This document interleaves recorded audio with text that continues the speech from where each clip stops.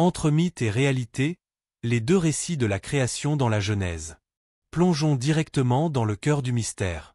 La Genèse, premier livre de la Bible, commence par non pas un, mais deux récits de la création qui semblent, à première vue, raconter des histoires différentes.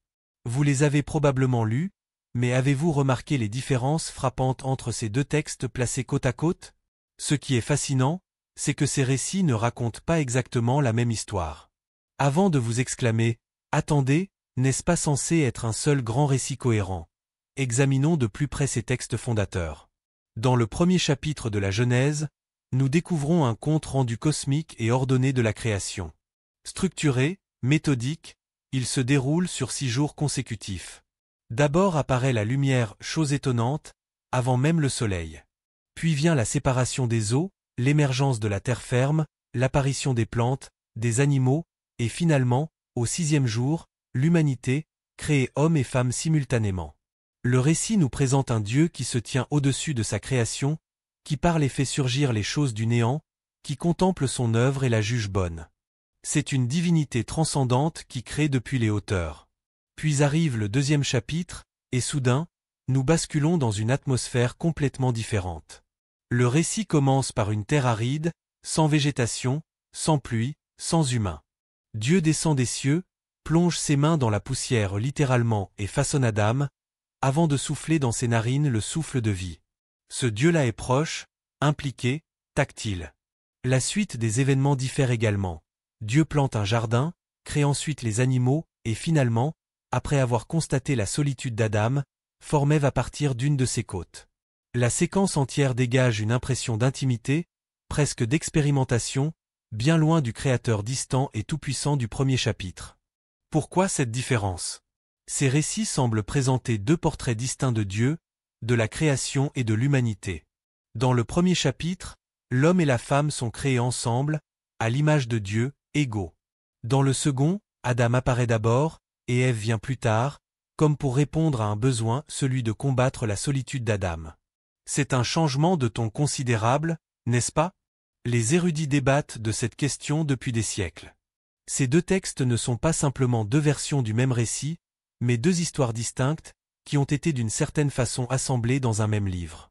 Le premier chapitre provient d'une tradition différente de celle du deuxième, probablement écrit par des groupes différents, à des époques différentes, pour des raisons différentes. Cette réalité nous force à questionner l'idée que la Bible serait un récit parfaitement fluide et sans contradiction. Si on vous a enseigné que la Bible raconte une histoire cohérente du début à la fin, ces deux récits de la création viennent compliquer cette vision. Ils suggèrent quelque chose de bien plus complexe, qui ne rentre pas dans le cadre simpliste qu'on nous présente souvent. Ces histoires n'ont pas simplement été déposées du ciel. Elles ont été écrites par des personnes ayant des perspectives différentes, des priorités différentes, et pour une raison que nous explorons aujourd'hui, les deux versions ont été conservées dans le texte final. Parlons maintenant des noms utilisés dans ces récits. Dans le premier chapitre de la Genèse, le terme employé pour désigner Dieu est Elohim. C'est un titre puissant, majestueux.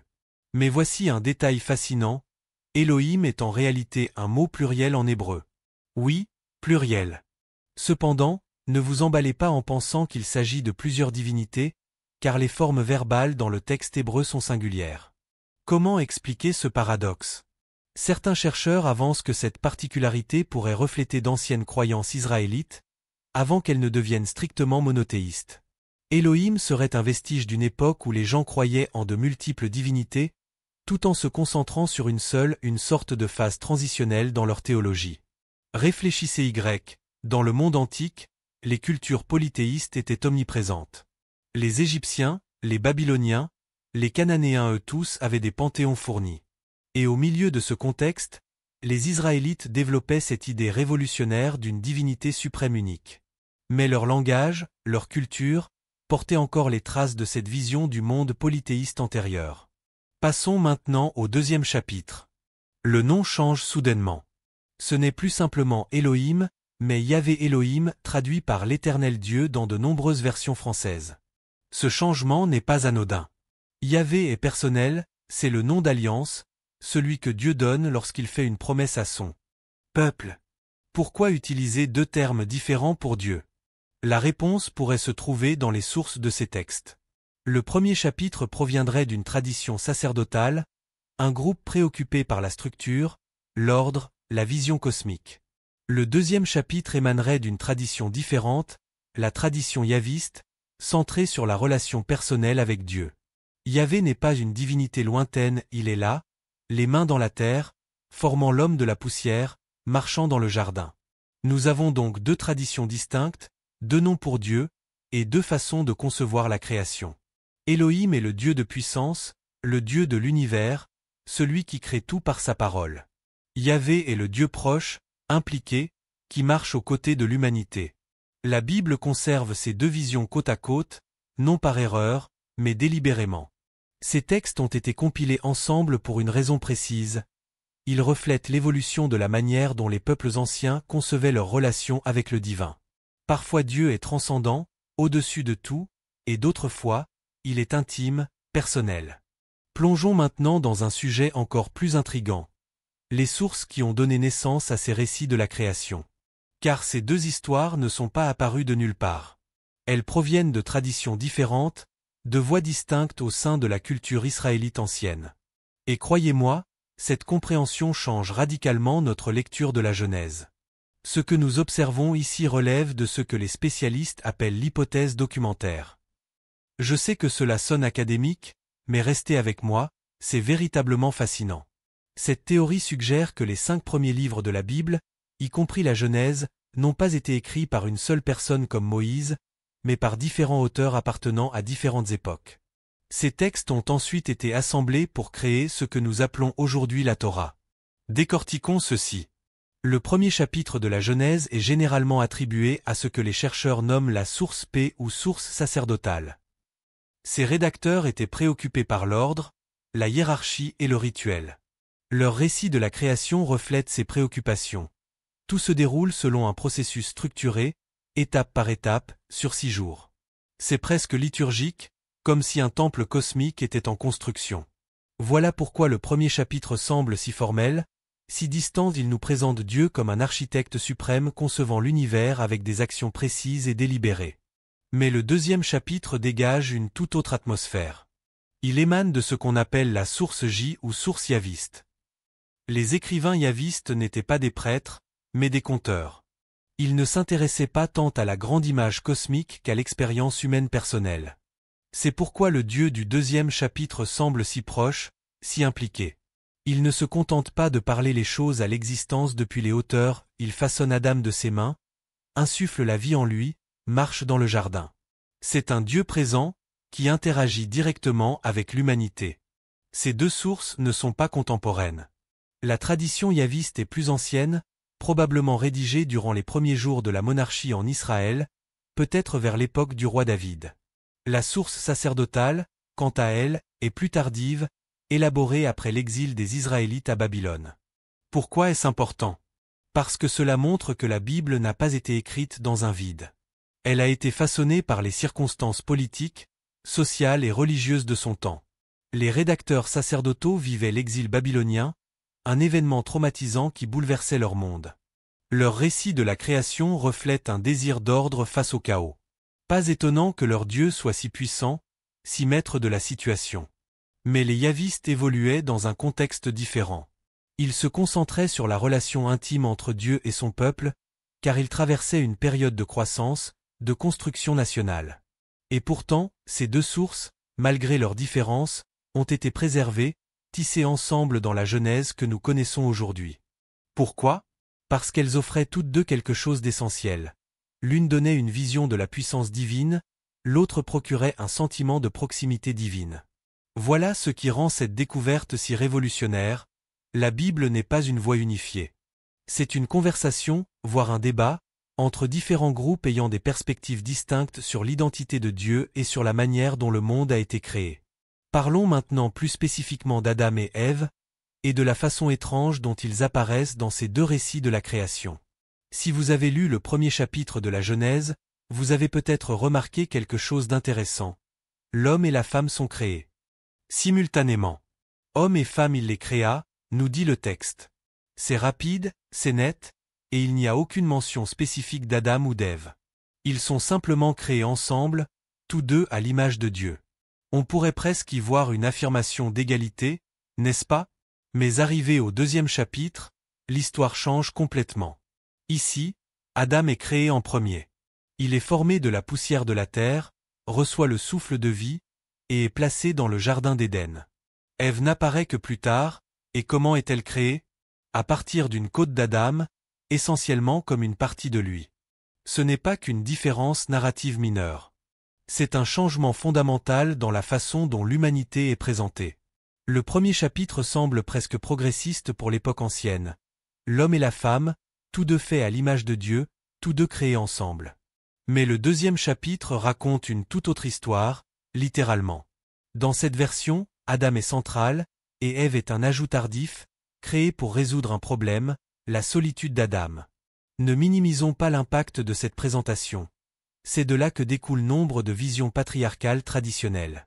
L'idée que la femme a été créée pour l'homme, secondaire par rapport à l'homme. Cette version de la création a été utilisée pendant des siècles pour justifier toutes sortes de hiérarchies, des rôles genrés aux structures sociales. Mais devrait-elle l'être? Des chercheurs ont suggéré que le deuxième chapitre de la Genèse a probablement été rédigé pour refléter une vision du monde plus patriarcale qui s'est développée ultérieurement dans la société israélite.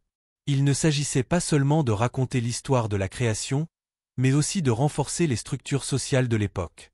En faisant d'Ève une extension d'Adam, le récit établit une narration où les femmes sont vues comme dépendantes des hommes, créées pour les hommes.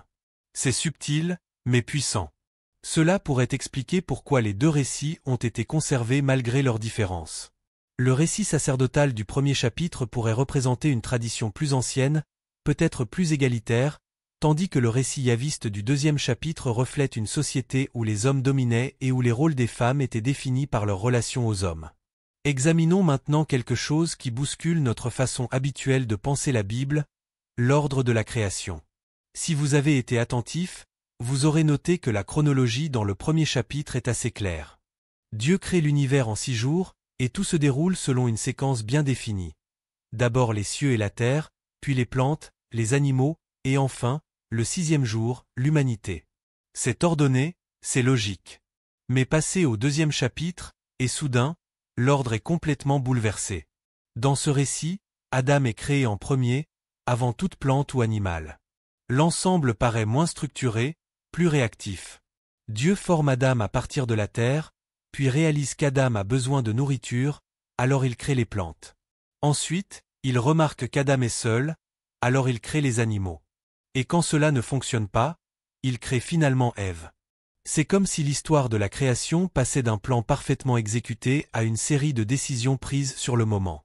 Pourquoi ce changement de perspective? Pourquoi le deuxième chapitre semble-t-il si désordonné par rapport à la structure nette du premier? Une explication possible est que le deuxième chapitre ne cherche pas à raconter le même type d'histoire que le premier. Le premier chapitre est ce grand récit cosmique. C'est Dieu en plan large, créant l'univers entier d'une parole. Mais le deuxième chapitre, c'est Dieu en gros plan. Il se concentre sur l'humanité, spécifiquement sur Adam, puis sur Ève. Cette histoire ne s'intéresse pas aux étoiles ou aux galaxies, elle se focalise sur la terre, sur le jardin, sur cet homme et éventuellement cette femme. Mais il y a plus qu'une simple différence de perspective. La séquence dans le deuxième chapitre modifie en réalité toute la dynamique de la création. Dans le premier chapitre, l'humanité est l'apogée, la pièce finale du puzzle. Le monde est préparé pour nous, et nous y sommes placés. Mais dans le deuxième chapitre, Adam est le point de départ. Il est la première chose créée, et tout le reste plantes, animaux, Ève existe à cause de lui, pour lui. C'est une vision totalement différente du rôle de l'humanité dans le monde. Au lieu d'être part de la création, Adam devient la raison de la création. L'univers tourne autour de lui. Ce changement de focus pourrait également indiquer quelque chose de plus profond. Dans les cultures anciennes, les récits de création n'expliquaient pas seulement comment le monde avait commencé, ils définissaient aussi la place de l'humanité en son sein. Le premier chapitre nous donne une image des humains comme gardiens du monde, faits à l'image de Dieu, responsable de la terre, mais faisant toujours partie du grand plan des choses. Le deuxième chapitre, lui, place l'humanité au centre de l'histoire. C'est un récit sur le contrôle, sur la domination. Adam est littéralement formé de la terre, puis tout le reste est fait pour lui convenir. Qu'est-ce que cela nous dit? Cela suggère que ces deux histoires proviennent de visions du monde très différentes. Le premier chapitre parle d'harmonie entre l'humanité et la création, tandis que le deuxième parle de la domination de l'humanité sur la création. Et encore une fois, ces deux récits sont placés côte à côte dans la Bible, même s'ils ne s'accordent manifestement pas sur ce qu'est la création. C'est presque comme si ces deux histoires étaient des visions concurrentes de ce que signifie être humain. L'une nous voit comme faisant partie d'un monde plus vaste et équilibré, l'autre nous place au centre, avec tout le reste gravitant autour de nous. Et le fait fascinant est que, pendant des milliers d'années, ces deux histoires ont été préservées ensemble, bien qu'elles offrent des perspectives si différentes. Plongeons maintenant dans un aspect qui pourrait complètement transformer votre regard sur la Genèse, l'influence des mythes de création antique. Car voici la réalité, les récits de la Genèse ne sont pas apparus de nulle part. Ils ne sont pas nés dans un vide. D'autres civilisations entouraient l'ancien Israël, et ces civilisations avaient leur propre récit de création, bien avant que la Bible ne soit écrite. Alors, quand nous lisons la Genèse, nous devons nous demander dans quelle mesure elle a été influencée par ces mythes plus anciens. Commençons par l'un des parallèles les plus frappants, l'Enuma Elish. Il s'agit du mythe babylonien de la création, et il est assez surprenant. Dans cette histoire, le dieu Marduk tue un monstre du chaos nommé Tiamat et utilise son corps pour créer le monde. Cela vous semble-t-il familier?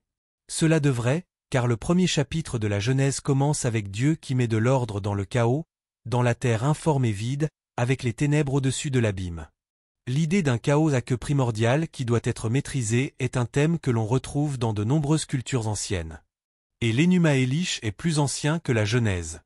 Certains chercheurs soutiennent que le premier chapitre de la Genèse est une réponse à ces mythes de création plus anciens, particulièrement ceux de Mésopotamie et de Babylone. Au lieu de multiples dieux se battant pour le contrôle, comme dans l'Enuma Elish, la Genèse nous donne un seul Dieu, Elohim, qui crée le monde avec ordre et dessein, sans conflit.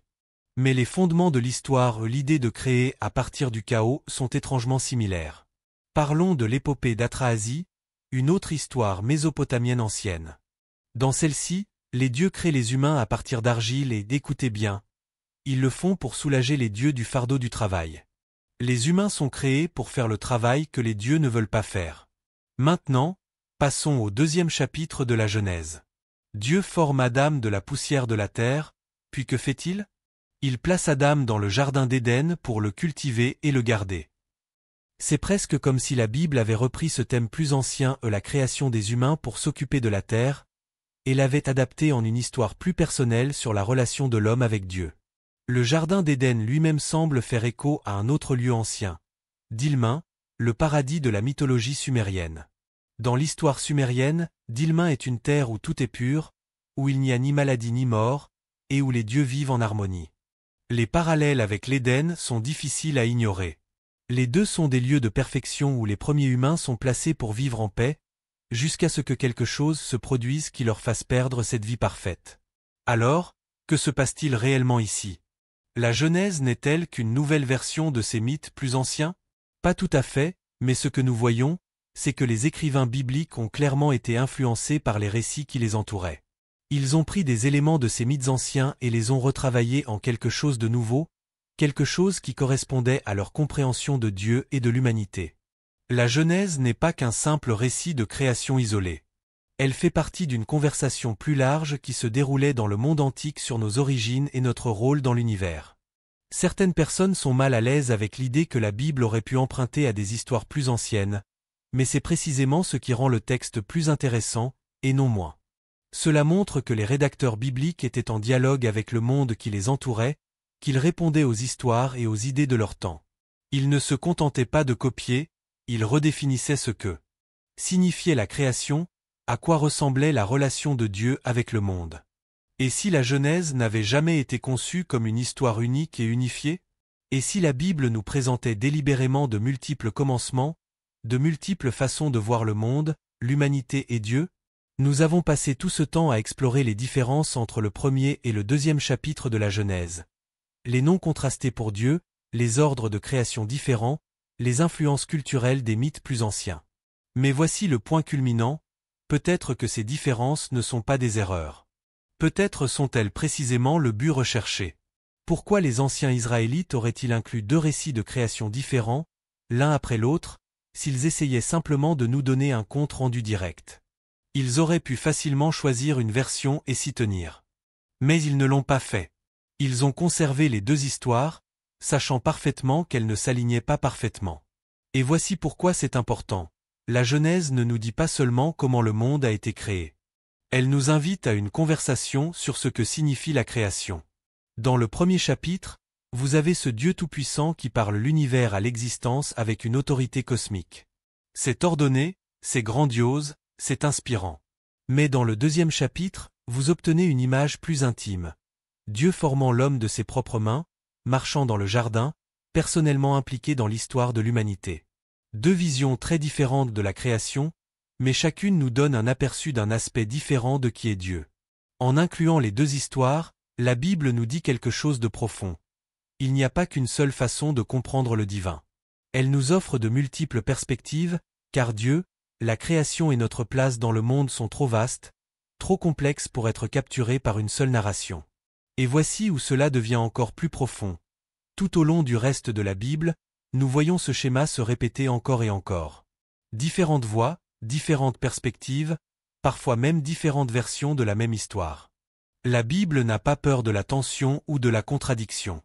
Il ne s'agit pas de nous enfermer dans une seule interprétation, mais de nous inviter à lutter avec le texte, à poser des questions, à explorer le mystère de Dieu et de la création.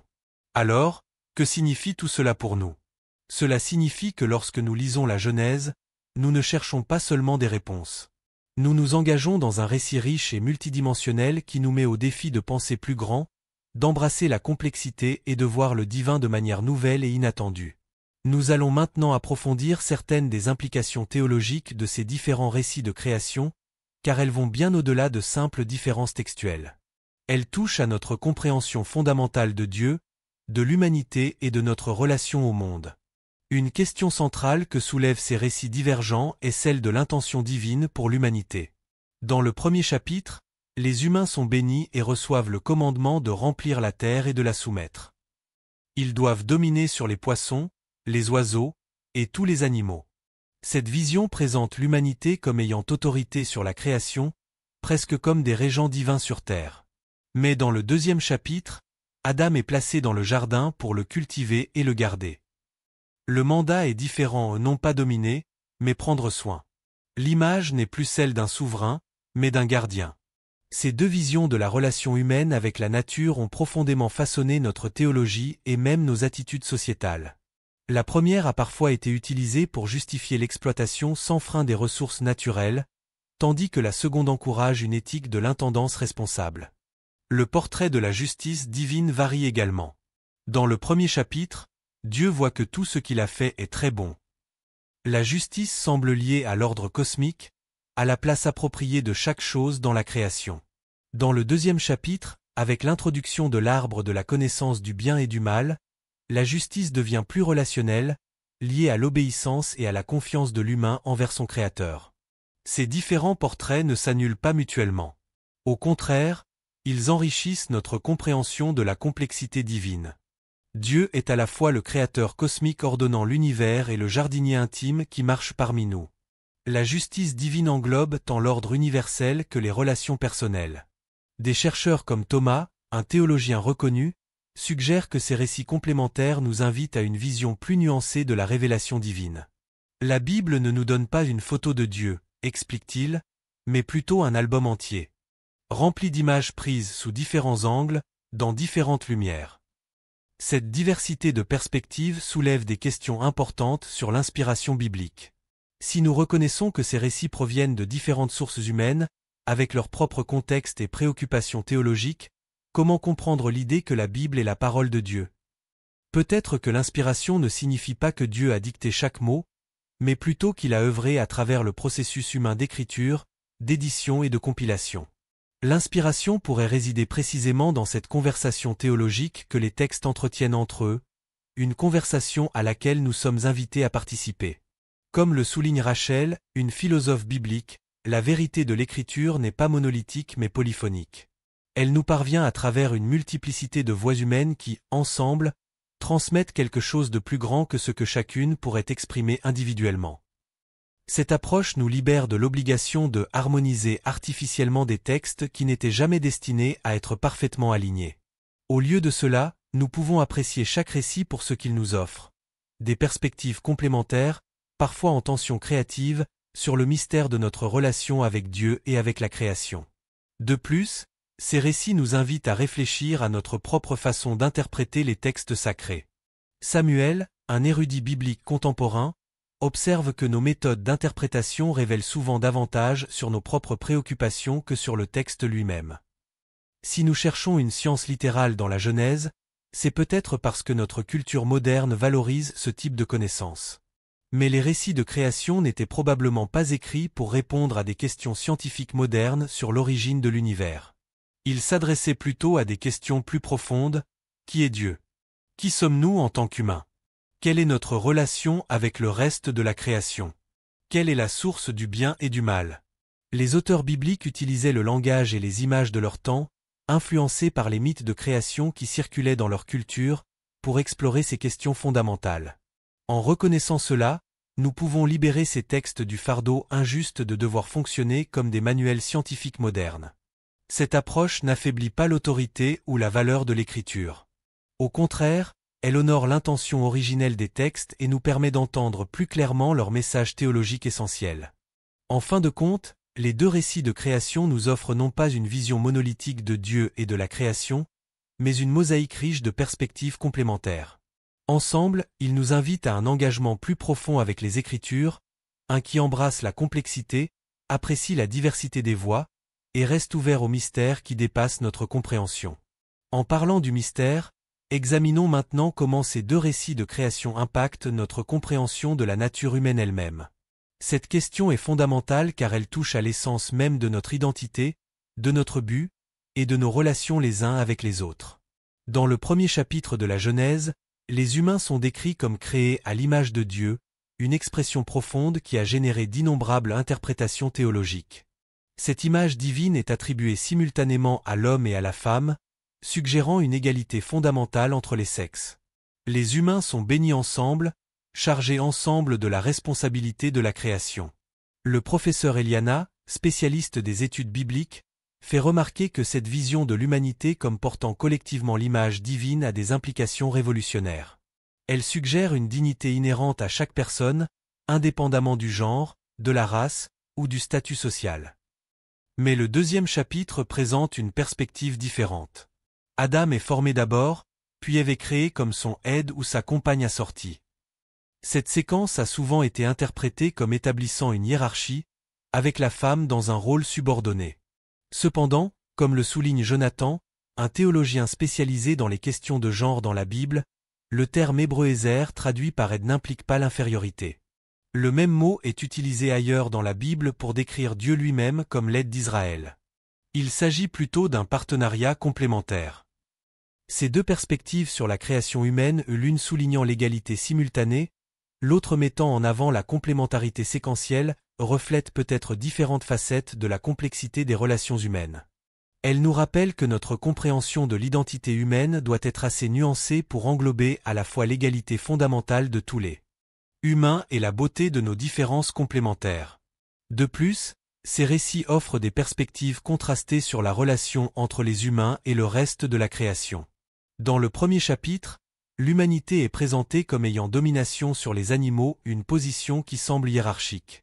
Dans le deuxième chapitre, Adam nomme les animaux dans une quête de compagnie, suggérant une relation plus proche, plus interdépendante avec le monde naturel. Ces différentes visions de notre place dans l'ordre créé peuvent nous aider à développer une éthique environnementale plus riche. Nous sommes à la fois les intendants chargés de la responsabilité de la création et des créatures faites de la même poussière que le reste du monde vivant, fondamentalement connectés à l'écosystème dont nous dépendons. Un autre aspect fascinant de ces récits juxtaposés concerne notre compréhension du travail humain. Dans le premier chapitre, le travail apparaît comme partie intégrante de la bénédiction divine, remplir la terre, l'assujettir, dominer. Dans le deuxième chapitre, Adam est placé dans le jardin pour le cultiver et le garder avant même que le péché n'entre dans le monde. Ces récits nous montrent que le travail n'est pas simplement une conséquence de la chute, explique Sophia, une théologienne du travail. C'est une partie essentielle de notre vocation humaine, inscrite dans notre nature dès la création. Le travail était destiné à être une expression créative de notre identité, une participation à l'œuvre divine de façonner et de maintenir le monde. Cette vision du travail comme bénédiction originelle, et non comme malédiction, peut transformer notre approche de nos occupations quotidiennes. Elle suggère que même au milieu des difficultés et des frustrations, notre travail contient une dignité inhérente qui reflète notre nature créée à l'image du Créateur lui-même. Enfin, ces récits nous offrent des perspectives complémentaires sur la spiritualité humaine. Dans le premier chapitre, la spiritualité semble liée à notre statut d'image de Dieu, à notre capacité de représenter le divin dans la création. Dans le deuxième chapitre, elle est enracinée dans le souffle divin insufflé dans nos narines, dans notre dépendance fondamentale envers le Créateur pour la vie elle-même.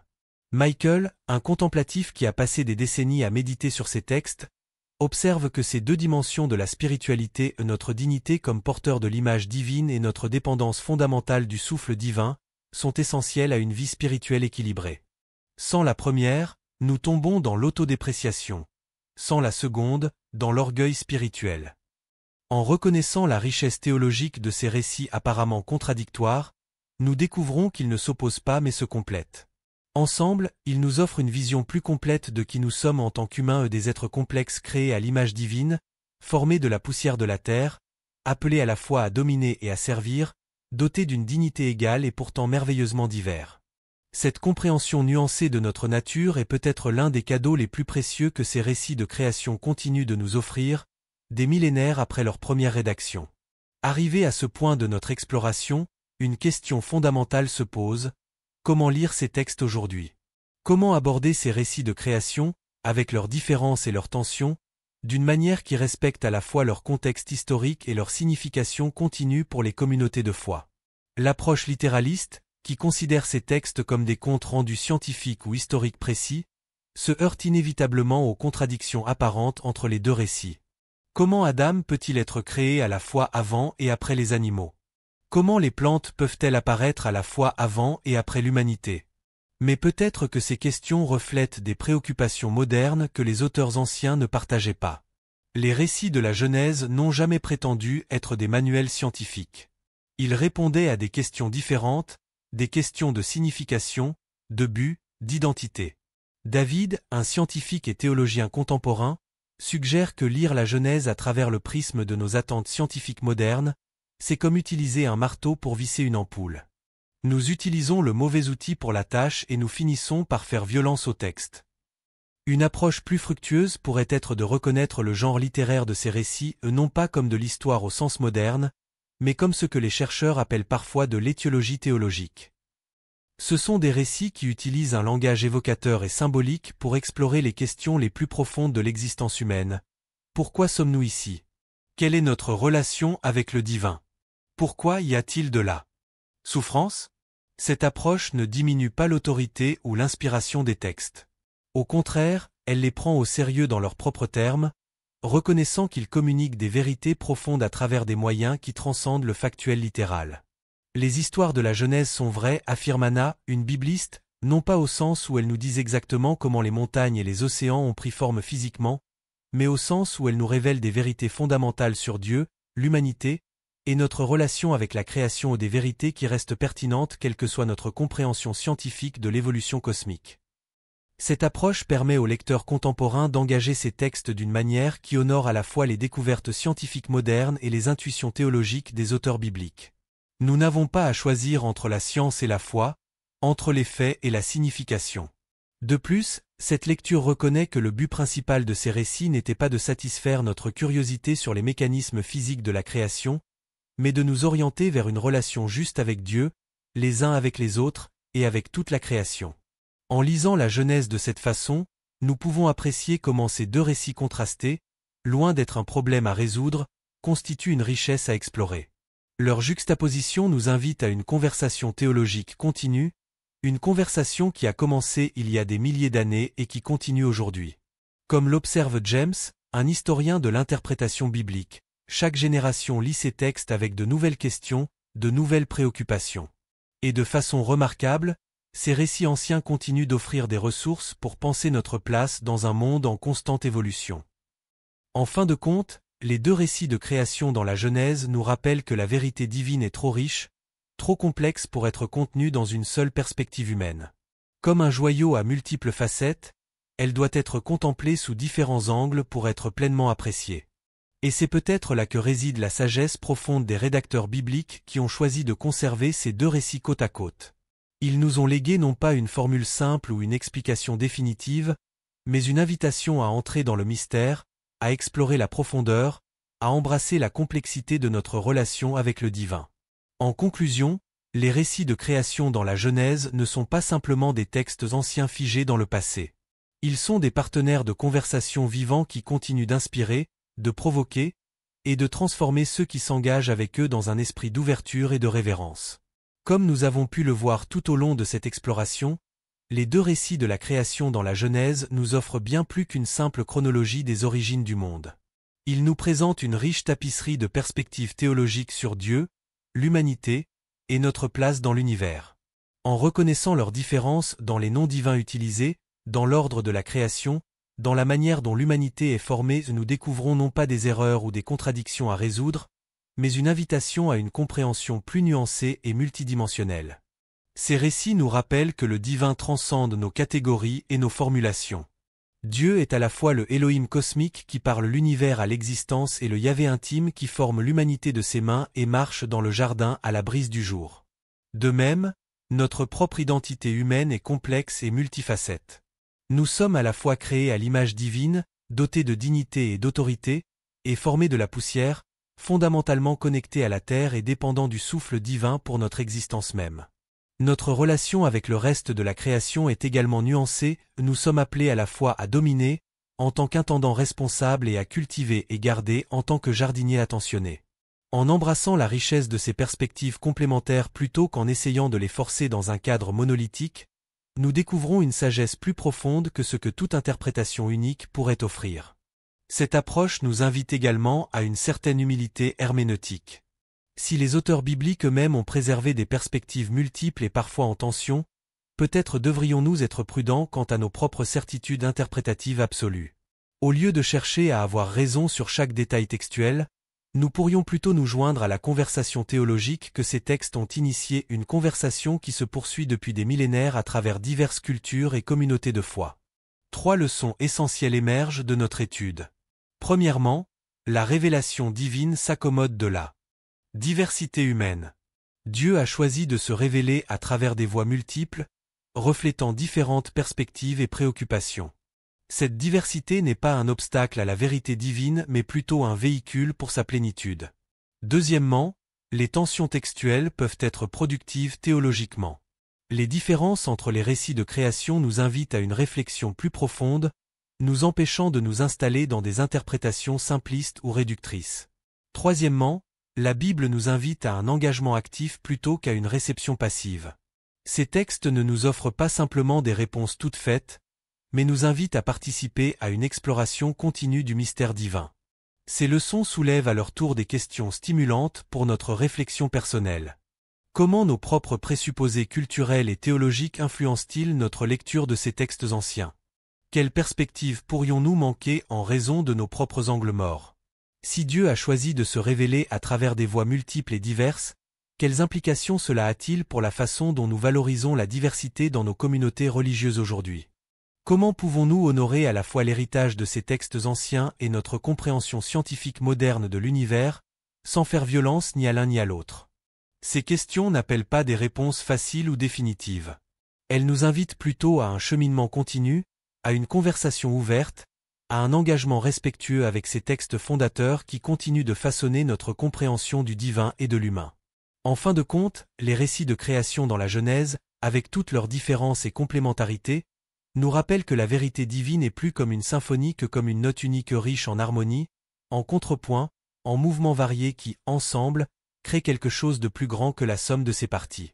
Peut-être est-ce précisément dans cet espace entre les récits, dans cette invitation à la réflexion et à l'émerveillement, que nous rencontrons le plus profondément le Dieu qui transcende toutes nos catégories et classifications humaines. Merci sincèrement d'avoir parcouru cette exploration des récits de création dans la Genèse. Votre engagement avec ces textes anciens et ces questions profondes témoignent de la pertinence continue de ces récits dans notre quête de sens et de compréhension. Nous vous invitons à partager vos propres réflexions et perspectives dans les commentaires. Comment ces récits de création résonnent-ils avec votre propre compréhension de Dieu, de l'humanité et de la création? Quelles nouvelles perspectives avez-vous acquises? Quelles questions persistent pour vous? Votre voix est importante dans cette conversation continue qui s'étend sur des millénaires. N'hésitez pas à vous abonner à la chaîne Histoire biblique pour d'autres explorations approfondies des textes qui ont façonné notre culture et notre compréhension spirituelle. Et que Dieu vous bénisse alors que vous continuez votre propre voyage de découverte et de foi.